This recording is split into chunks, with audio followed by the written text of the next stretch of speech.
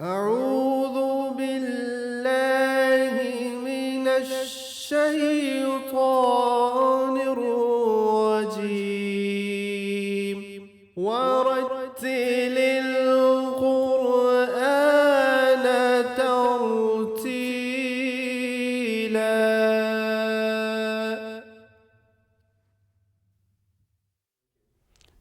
Bismillahir Rahmanir Rahim. Viewers of MTA, Assalamu alaikum wa rahmatullahi wa barakatuhu. In accordance with the instructions given by our beloved Imam Hadrat Amirul Mu'mineen Khalifatul Masih Khamis Ayyadahullah Ta'ala bin Nasril Aziz, we are going to start a series of programs called a Tarteel, in which the correct pronunciation of the Holy Quran will be learnt, taught and practiced. The main syllabus for practicing these rules of recitation will be part 30, last part of the Holy Quran. And in each program, we will focus one particular surah and will learn and practice one rule of recitation. With this very brief introduction, I like to have the introduction of the participant of this class, and I start with from my right. Can I ask your name? Assalamu alaikum wa rahmatullahi ta'ala wa barakatuhu. My name is Abdurrahman Cham. Assalamu alaikum wa rahmatullahi wa barakatuhu. My name is Hassan Saubi. Okay. Assalamu alaikum wa rahmatullahi wa barakatuhu. My name is Sahil Mahmood. Okay, thank you very much. Okay, let us start our class. You see that what is the need of learning and teaching the correct pronunciation of the Holy Quran? First of all, you can see on the screen that there is a quote from the Holy Quran, and this is from Allah the Exalted in Surah Al-Muzammil, وَرَتِّلِ الْقُرْآنَ تَرْتِيلًا, and recite the Quran melodiously and thoughtfully. And the next you have a quote from the Holy Prophet Muhammad sallallahu alaihi wasallam, خَيْرُكُمْ مَنْ تَعَلَّمَ الْقُرْآنَ وَعَلَّمَ. The best among you is the one who learns the Quran and teaches it. Now remember that this hadith has two parts. One, to learn the Holy Quran, and then to teach to others. The promised Messiah ﷺ also said, Quran Majid ko bhi khush ilhani se padhna chahiye. The Holy Quran should be recited in a melodious tone. So from these quotes from the Holy Quran, from hadith, and an extract from the Holy Promised Messiah ﷺ, all these show that what is the importance of learning and teaching the Holy Quran in a melodious tone in a best possible manner. Now, next basic points to be noted and to be remembered. First of all, there are 29 letters in the Arabic alphabets. So if you count from alif to ya, which is already highlighted here, alif, ba, ta, tha, if you continue, these are 29 letters. Second one, Arabic is written and read from right to left. English is written and read from left to right, but Arabic is written and read from right to left, as you can see here, La ilaha illallah. Arabic is very delicate in terms of its similar sounding letters, and certain letters are pronounced with thick sound and also some with thin sound. You can see the example now here, the kul, and the second one is qul. Now the difference between kaf and qaf, you can see that they belong to the same family. It has been highlighted with the red. First one is the red and the second one is maroon. So basically they have the same family, red family, but a slight change in the shade change the meaning as well. Now the kul means eat. Okay, kulu washrabu wala tusrifu is a famous phrase in the Holy Quran. And qul means say, proclaim. And some surah also start with this qul. Now, apart from consonants, Arabic has also vowels which prolong the sound of a consonant letter. A consonant letter can be prolonged by using a vowel. Now, for example, if you come to the first letter alif or ba or ta, if we speak that simply, if I pronounce that, it will be ba, ta, tha. But as soon as I want to restrict that pronunciation, then a short vowel will come on that one. For example, look here, the example mim, lam and kaf. Now on mim there is a fatha ma, lam with kasra li, and kaf also with kasra. So this is basically malik. And in order to prolong the mim sound, you have a vertical fatha on that one, and it is a malik. So malik in nas, the first example, and then malik, which is a bit longer voice, and it means master, maliki yawmiddin. Now we were talking about Arabic vowels. In terms of pronunciation, there are two types of vowels in Arabic. One is short and the second one is long. First we will speak on short vowels. Fatha, kasra and dhamma are called short vowels. These are also known as zabar, zair and pesh respectively in some Asian countries, for example Pakistan and India and so on. Fatha, what is fatha? Fatha is a slanting stroke and always placed over a letter. You can see the example of ba. Okay. Now if I say alif, ba without any harakat, without any vowel, this slanting stroke, it will be ba. But as soon as it comes with a fatha, a slanting stroke, the limitation, the pronunciation is restricted and limited only to 1 second. It's a ba. Now kasra is a slanting stroke which is placed below a letter. Like you can see that the letter is ba, the second letter of Arabic is ba, but there is a kasra on that, it should be pronounced like a b. The third one is dhamma. This is an inverted stroke and placed over a letter. So remember that fatha and dhamma, they are placed over a letter, and kasra is placed below a letter, and dhamma, when it is placed on a letter, it makes a sound of like a u, bu, okay, or ta with dhamma is with tu.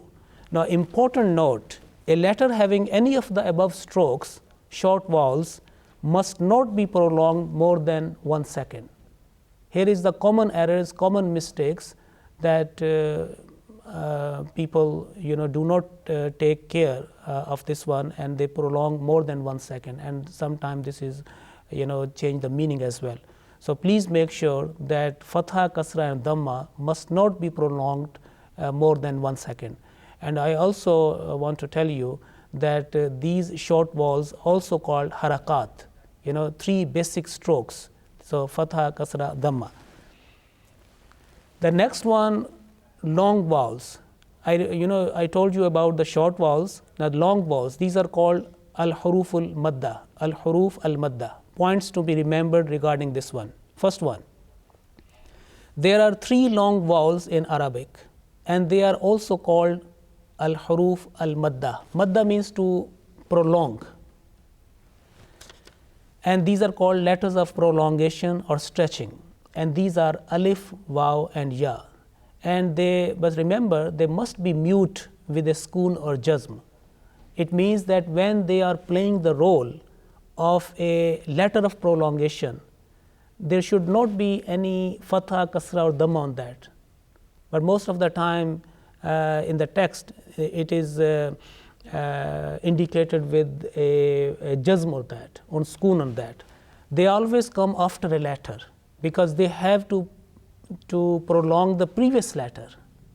So they are basically prolonging the previous letter. An Arabic example, you can find here 2 examples.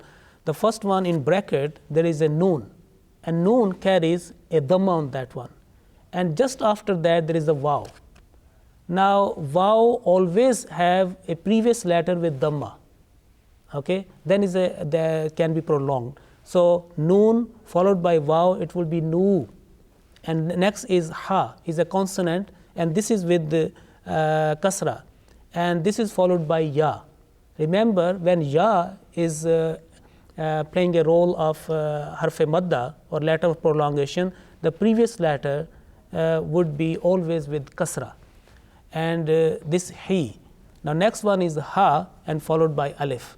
Now remember the word nu, hi, ha, this is a Quranic word, okay, and it covers all these three letters of prolongation. For example, nu is a vowel, and hi, ya, and ha is alif.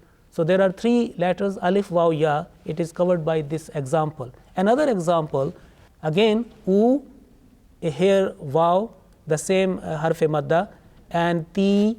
Now remember, why alif with dhamma has been prolonged? Because it is followed by waw with sukoon. And the word, the letter ta with kasra, ti, it has been prolonged because of ya, that is a harf madda. And again noon, na, it has been prolonged because what is the next letter? Alif, alif madda. So this is alif madda or waw madda or ya madda, ya madda. So these prolong that one. In order to understand it better, I think English example, you can find this one here. Like for example, a, like it doesn't all the time give you a short vowel. Also, like father, it has been prolonged, like rather, okay. The time duration for pronouncing a long vowel or harf madda is about 2 seconds, maximum, about 2 seconds, not more than 2 seconds until there is some condition that you will learn afterwards. But remember, this is what is 2 seconds. This is a 2 unit of time duration, or 2 normal blink of eyes. 2 normal blinks of eyes. This is basically, you can say father, okay. U, ti, na, okay, you will find many examples. But in order to remember that what are the huruf madda, just remember these 2 words, nu, hi, ha, or u, ti, na. The proper duration should be given to the both, to all these words. Next one, in this program, we shall focus on Surah An-Nas. You see, you remember in the very beginning, I introduced that in each program, in each class, we will focus and practice one particular surah. And based on that surah, we will learn a new rule of recitation. Now, this time, we are starting with Surah An-Nas, which and we'll learn an important rule of recitation. Now, before making a practice of Surah An-Nas and introduce a introduction of a new rule, the important points should be remembered. The first one, this is the last surah of the Holy Quran, and this is chapter number 114. It has 7 verses, okay. Now Allah the Almighty has divided the text into surahs, and also the surah has been divided by, the text of surah has been divided by verses. The text of Surah An-Nas has been divided by Allah the Almighty into 7 verses, including Bismillah ar-Rahman ar-Rahim is the first one, and it has 7 verses. Okay, the meaning of its name of this surah is An-Nas, the mankind, humankind, or the people, all right. And the last one, this is the best surah to start learning and teaching the rule of Noon Ghunnah.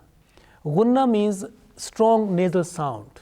Okay, there are different categories or different degrees of Ghunnah, but this time Ghunnah means continuous nasal sound for about 2 seconds, sustained continuous nasal sound for about 2 seconds in pronunciation, and it is produced from nose pipe, the nose pipe.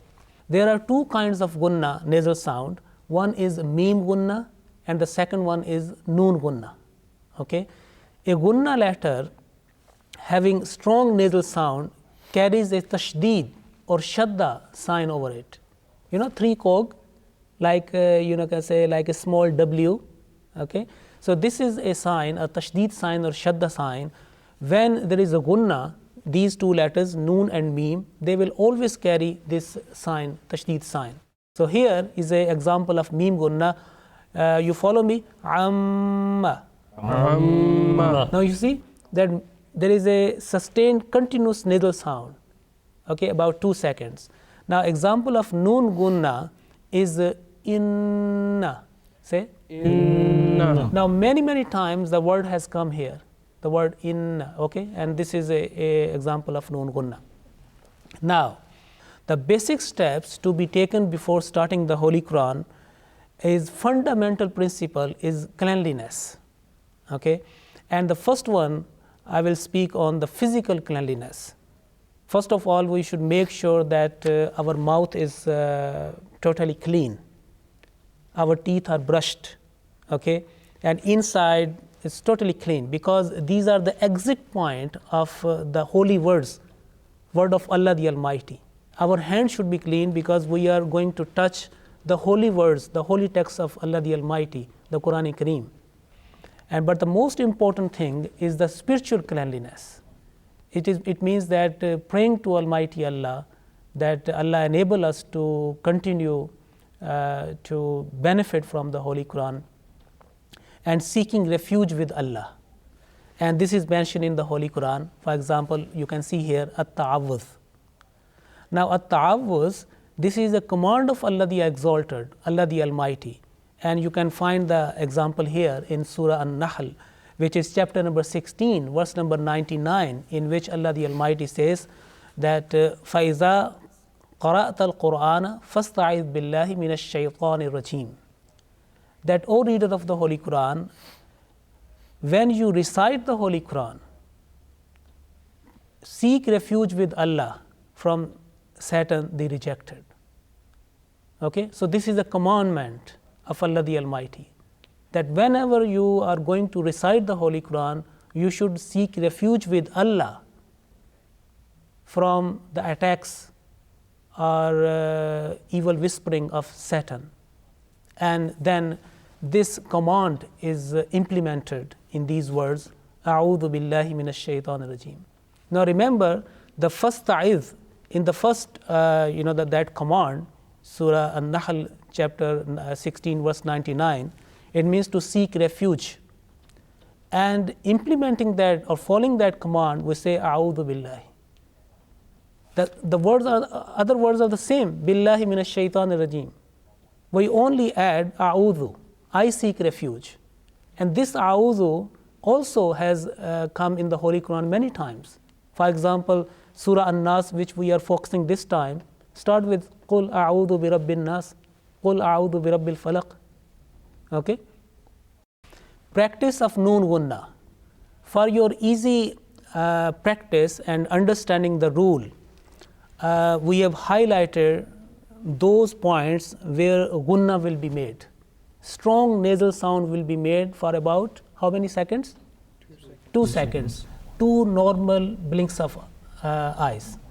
أعوذ بالله من الشيطان الرجيم.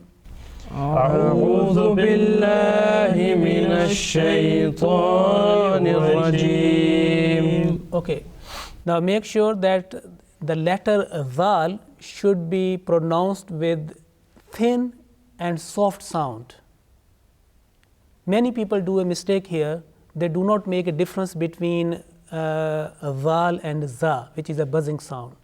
So we are focusing on one rule, which is rule Noon Ghunnah, but at the same time we will pick one letter, similar sounding letter. Okay, this time we have picked Zal. So tip of tongue is touching the front upper teeth, that edge, and you are pronouncing this one softly with thin sound. Dhu, say dhu. Okay. Bismillahir Rahmanir Rahim. Bismillahir Rahmanir Rahim. Qul. Okay, so making sure between that kul, kaf and qaf. Qaf is a thick, okay, and that kaf is a thin. So this means qul means say, proclaim. Qul. A'udhu. Bi Rabbin Nas. Now remember, this is the nasal sound. You are making Ghunnah here on An-Nas. This is, it is a vibration in your nose pipe, the sound waves. and this is producing a nasal sound, strong nasal sound. قل أعوذ برب الناس. قل أعوذ برب الناس ملك الناس ملك الناس إله الناس إله الناس من شر الوسواس الخناس من شر الوسواس الخناس الذي يوسوس في صدور الناس الذي يوسوس في صدور الناس. Okay, Jazakumullah. You see, as I mentioned that we are focusing only one rule of recitation. There may be 10 rules, huruf madda are there, then similar sounding letters, some ikhfa rules you will learn in next programs, but this time you are only focusing and learning and practicing noon Ghunnah. Okay, now this time, as I mentioned that we will inshallah ta'ala make a lot of practice.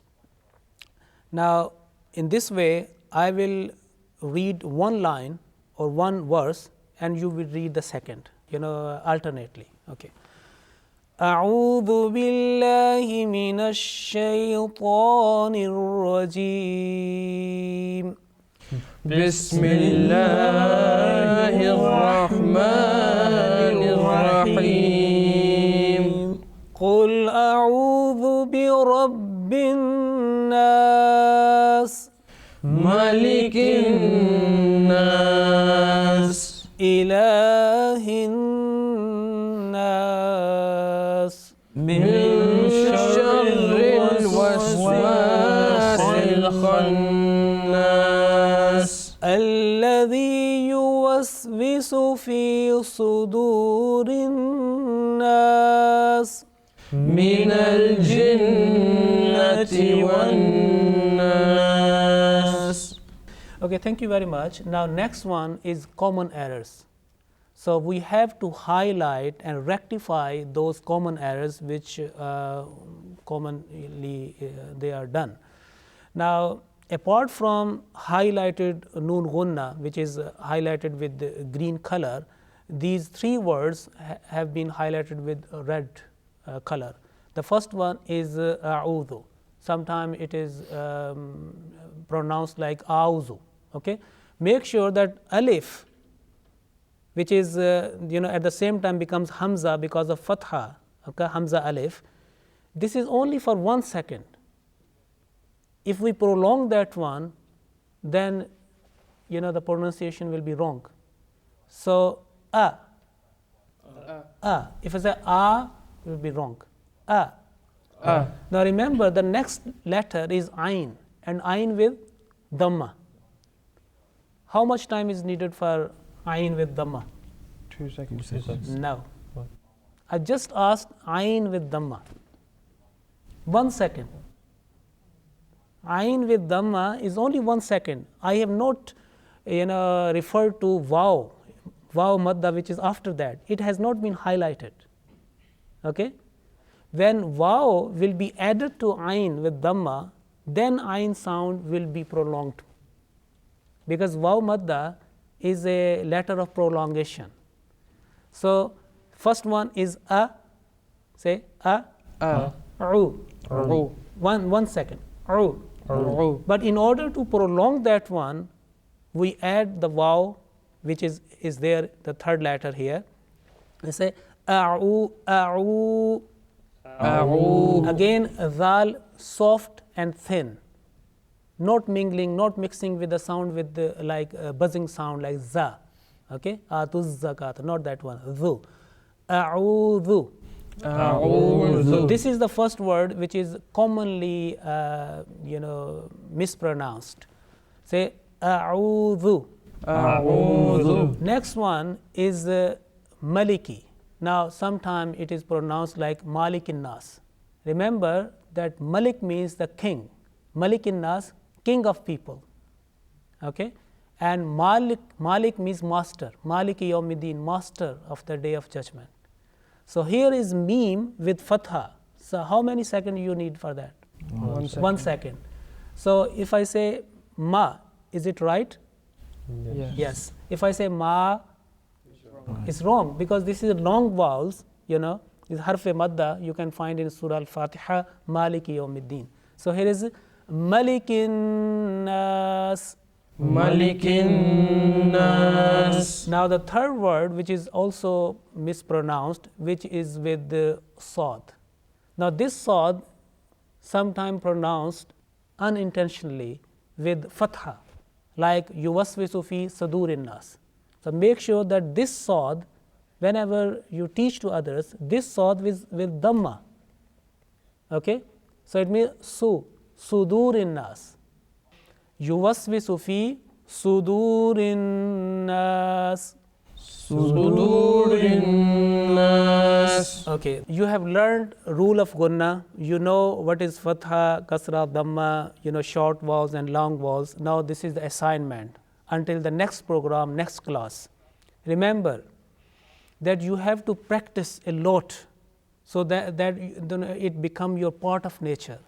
So assignment from me, repeat Surah An-Nas in your private time 7 times. If you do in group, one to in a pair, that will be excellent. Make sure you do not have the highlighted common errors, which I highlighted, with the red one, the 3, A'udhu, like Malikin Nas and Sudur. You do not have that one, okay? And wherever you can find, you very nicely, highlight this one and, teach. Identify and practice the examples of Noon Ghunnah in Surah Al-Jinn. Okay, tell me, Hassan, how many chapters in the Holy Quran? 114. 114. Okay, so this is chapter number 72. Surah Al-Jinn, chapter number 72. How many times? You have to tell me next time in next class how many times the Noon Ghunnah, not Meme Ghunnah, Noon Ghunnah has come in chapter number 72 in part 29. Okay. Now we have learned one particular rule based on Surah An-Nas, rule of Ghunnah, strong nasal sound, and short vowels and long vowels. And this is the time now to end this class. And it will be very good and full of blessing that if we, as we started with the prayers, we also conclude this class with the prayer. Allahumma arhamni Allahumma arhamni bil Qur'anil Azim bil Qur'anil Azim waj'alhu li waj'alhu li imaman wa imaman wa nuran wa hudan wa rahmah. hudan wa rahmah. Allahumma dhakkirni Allahumma dhakkirni Allahumma dhakkirni minhu Allahumma dhakkirni minhu ma naseet ma naseet وعلمني منه وعلمني منه ما جهلت وارزقني تلاوته آناء الليل والنهار آناء should be long, okay. آناء الليل والنهار واجعله لي حجة يا رب العالمين. Ameen. O Allah, have mercy on me through the great Quran and make it for me the model, the light, guidance and mercy. O Allah, remind me whatever I have forgotten from it and teach me what I do not know of it. Grant me grant me its recitation its recitation during the hours of night during the hours of night and day, and day, and make it and make it a witness a witness in my favor, in my favor, O Lord O Lord of the universe. of the universe. Okay, Jazakumullah. Viewers of MTA, we hope that you have enjoyed our program. If you have any question or comment or feedback, please write to us at tarteel@mta.tv. Assalamu alaikum wa rahmatullahi wa barakatuh. أعوذ بالله من الشيطان الرجيم ورتل